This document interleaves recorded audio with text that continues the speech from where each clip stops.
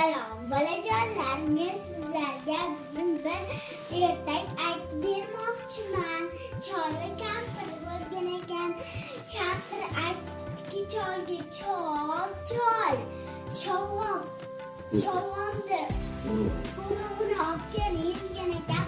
Xo'p deb olib kelgan, ekish maydoniga ekdi. Keyin katta bo'lib o'sib chiqdi. Pishirib yetolgan ekan.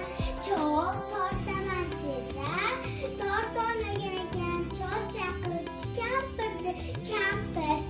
Kampir cholg'om tortishib bor degan ekan. Tortolmabdi.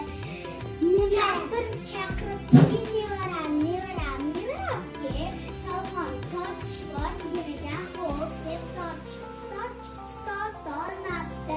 Nevarasi chaqiribdi mushugim ke cholg'om tortishib bor degan ekan. Tortolmabdi.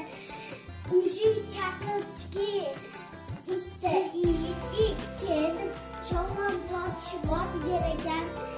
Xo'p deb tortolmabdi. It chaqiribdi chichqon ke cholg'om